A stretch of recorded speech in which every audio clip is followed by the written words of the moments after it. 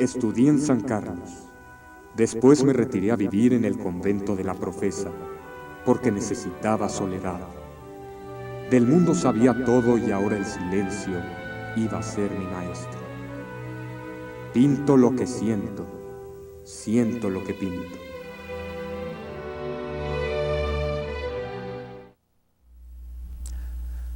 Podría pensarse que Suárez Olvera no es un pintor conocido, pero esto parece ser relativo. ¿Por qué? Si tomamos en cuenta que a la iglesia de San Francisco acuden no solamente los feligreses, sino también un buen número de turistas o de gente que por curiosidad desea conocer el interior de la iglesia, pues entonces tendríamos que pensar lo contrario, que es un pintor muy conocido. El hecho de que no se maneje su nombre no quiere decir que permanezca en el anonimato. Para ser más claros,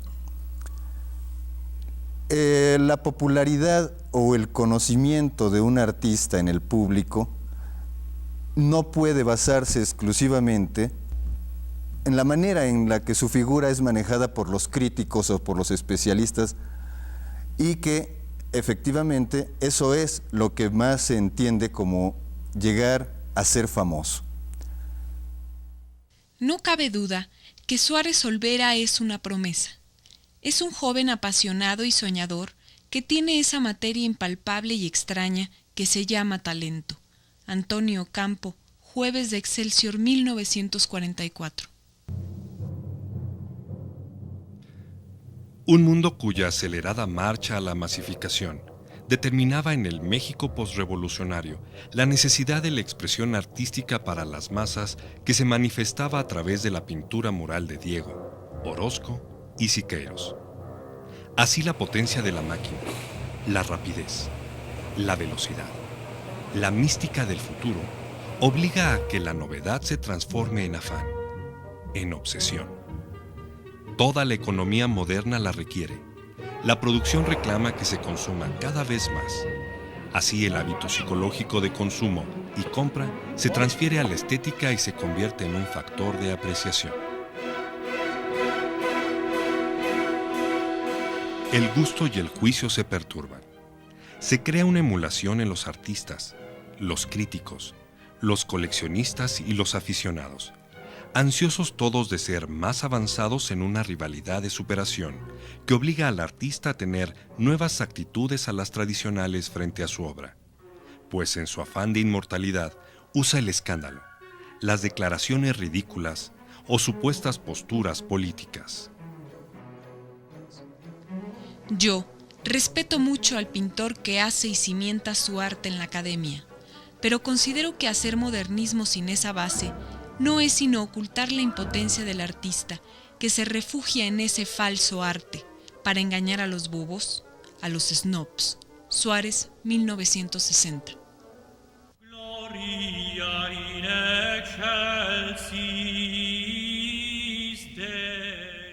Mientras, José Suárez se encierra en su mundo, en sus obras, en sus ideas, en sus pinturas religiosas.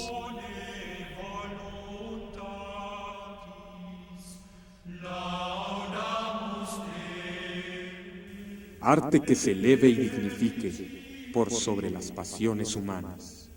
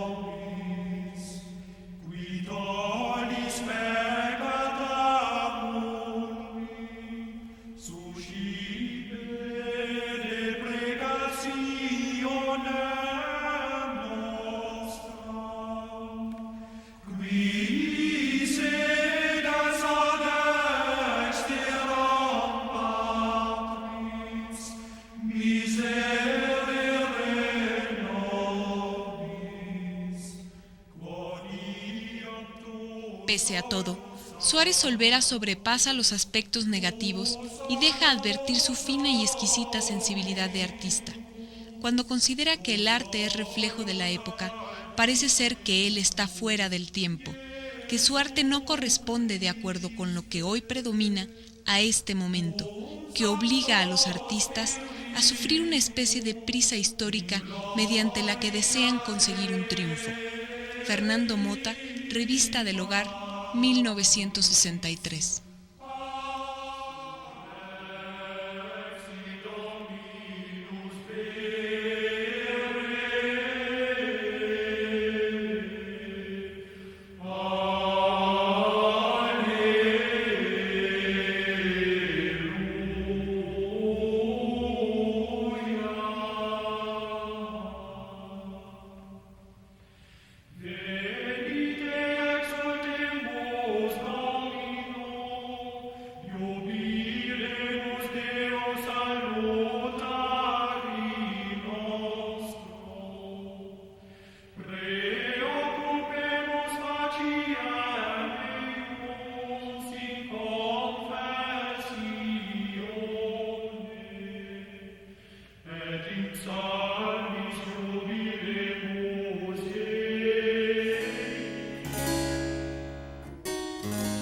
Hacía tiempo que deseaba conocer a Suárez Olvera.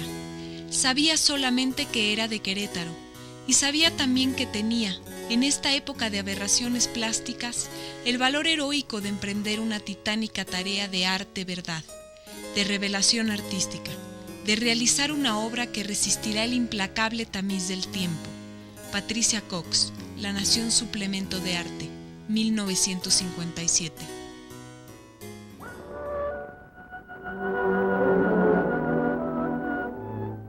En el marco solemne de una iglesia de gran tradición, el Templo de San Francisco, se descubre la obra notable de un notable artista, el pintor José Suárez Olvera.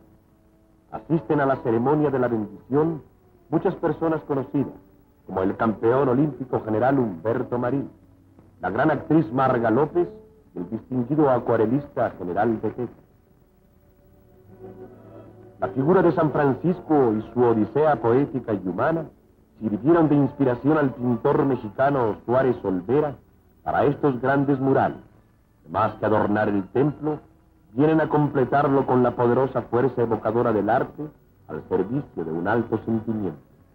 Muchos años de trabajo arte, de amorosa dedicación a la obra, culminan en este instante feliz.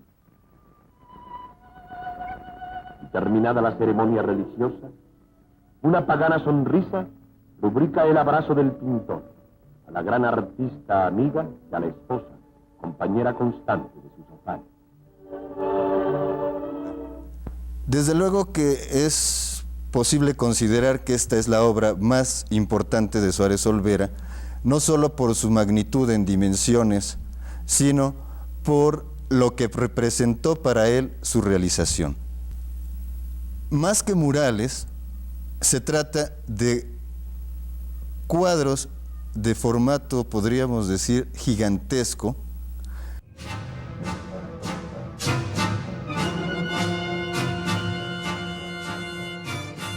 En 1948, el maestro Diego Rivera termina el fresco del Hotel del Prado, Sueño de una tarde dominical en la Alameda, en el que pinta la frase «Dios no existe».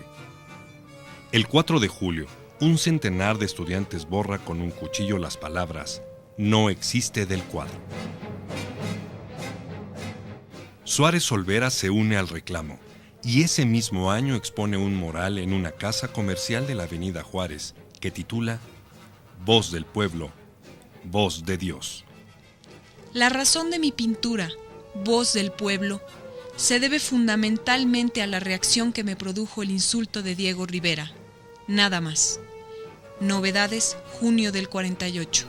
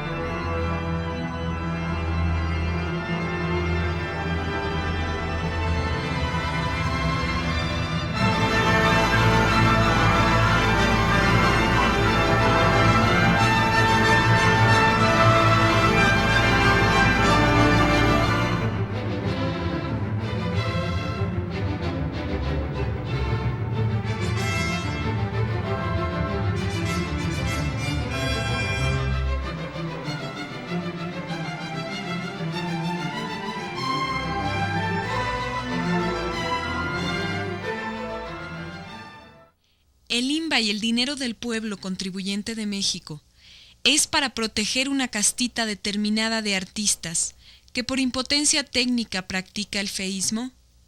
Suárez Olvera, agosto de 1950.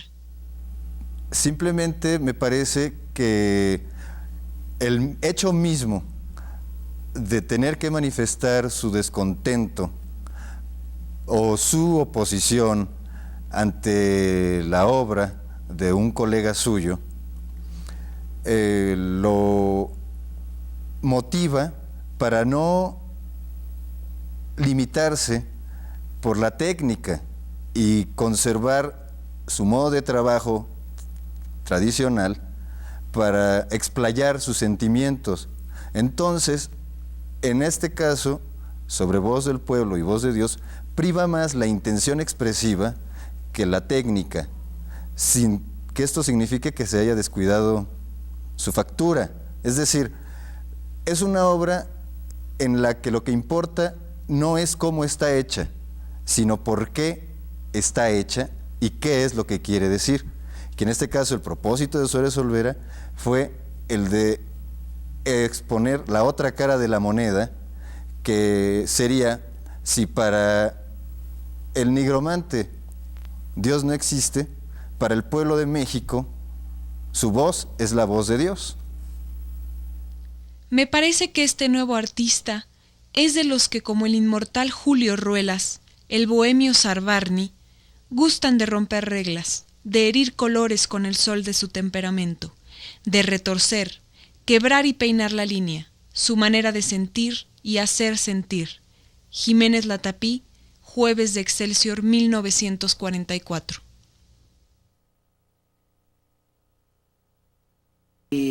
En su estudio le pide a uno de sus discípulos que le vende los ojos y se pone a pintar. Pinta a una mujer que se sale completamente de su técnica, pero que aún así mantiene las proporciones y las facciones de un ser humano, lo cual a mí se me hace verdaderamente magistral que un artista pueda realizar incluso la representación de un ser humano, de una mujer en este caso, con los ojos vendados.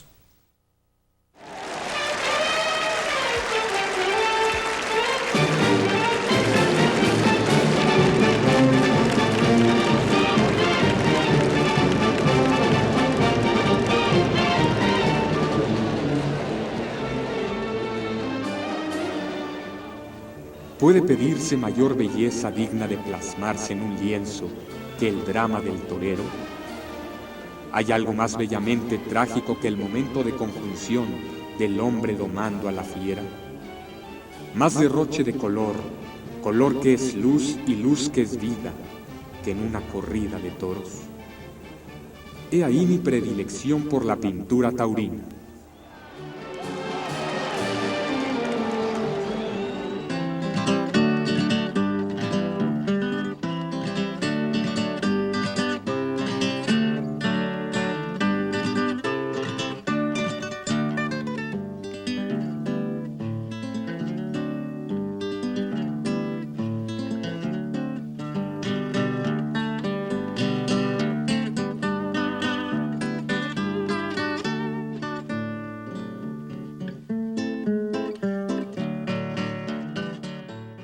Por aquel entonces, conocí e hice amistades con Arruza, Silverio, El Ahijado, Don Dificultades. Suárez Olvera, dibujante y pintor muy estimable, que se ha especializado en los cuadros y apuntes de tema taurino, tiene a mi juicio una virtud excepcional: apartarse de la escuela de Ruano Llopis, a quien imitan numerosos artistas. Manuel Horta, Jueves de Excelsior, 1943.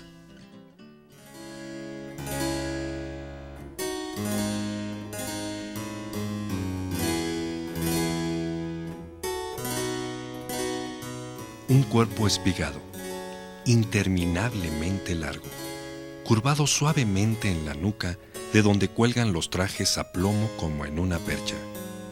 El rostro aguzado en la barbilla y pálido hasta hacerse enfermizo. El andar minucioso, los ademanes medidos matemáticamente, la sonrisa flotando siempre dentro de los límites exactos de la cortesía.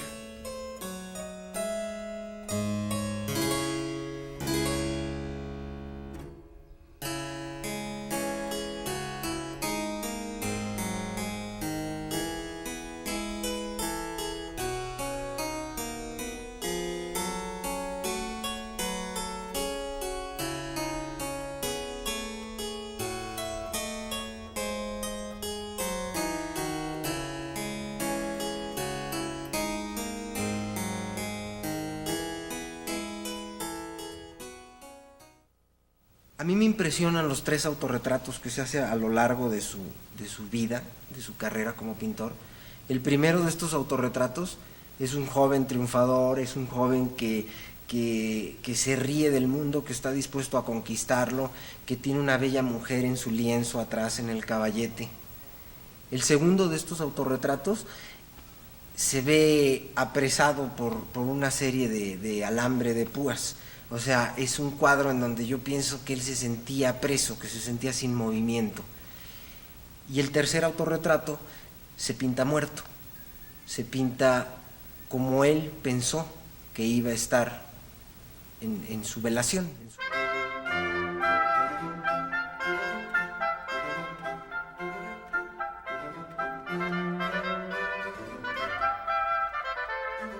El estilo adquirido se convirtió en un alarde de virtuosismo, mezclando el estilo académico con reminiscencias del neoclásico, principios del siglo XIX.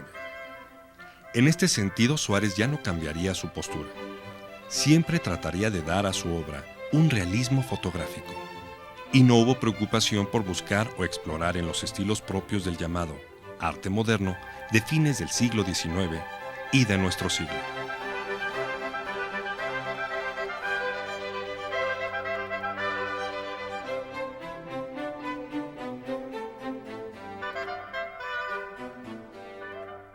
Pinto lo que siento y siento lo que pinto. Y es verdad, sus manos patricias tienen vida. Son eminentemente sensitivas e interpretan el profundo sentido de la vida y del color. Captan el espíritu y transforman al hombre en un privilegiado que pone en cada cuadro el hondo sentido de psicología que él posee. Siento que la ejecución del retrato me vuelve más humano y con mayor conocimiento de los que me rodean. Suárez, julio de 1957.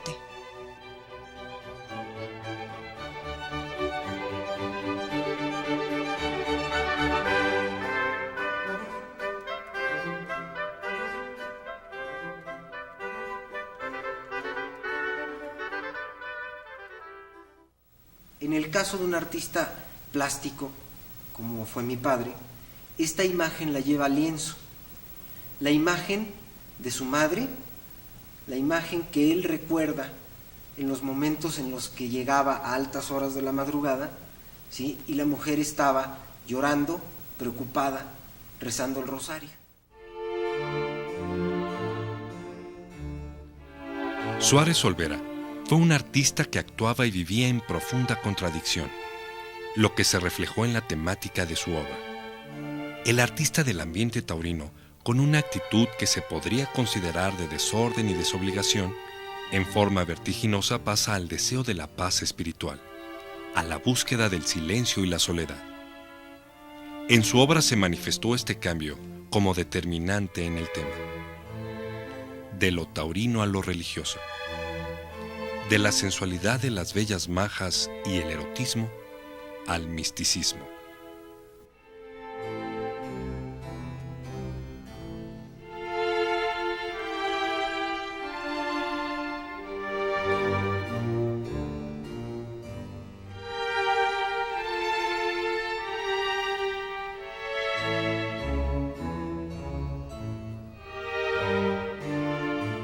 Para mí, nos dice el artista, la base que debe tener un pintor es el dibujo. Esta es la disciplina por excelencia. También es la más ardua, la más difícil. El dibujo es el reflejo fiel de la sensibilidad del artista. Es la piedra de toque de su habilidad. Tanto que considero que aún el color puede ser todo lo convencional que se quiera, si no lo traiciona un mal dibujo. El Universal, septiembre de 1958.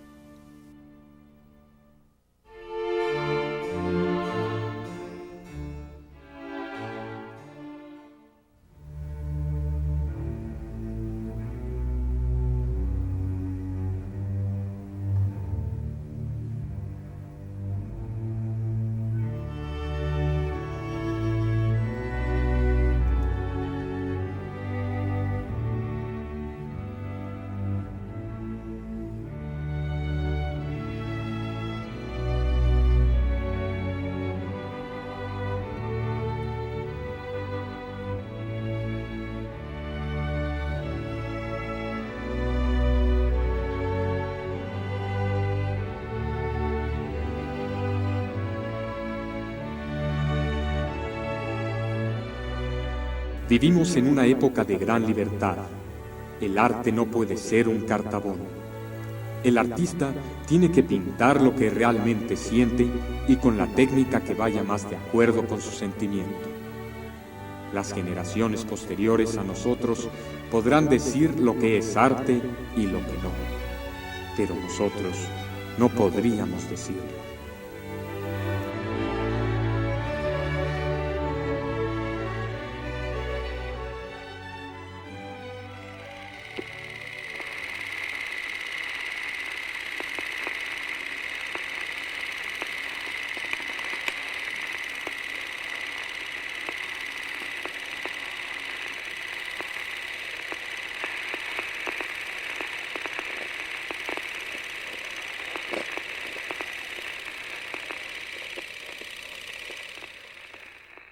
Qué pintura la de Rafael, qué pintura la de Leonardo da Vinci, qué pintura la de todos esos grandes de la escuela italiana, y además, combinando con ellos, la escuela española con unos Murillos, Rivera, y con la escuela flamenca, entre ellos con Van Dyck y con Rubens. Eso, señores, eso es como para deleitarse en esa sala.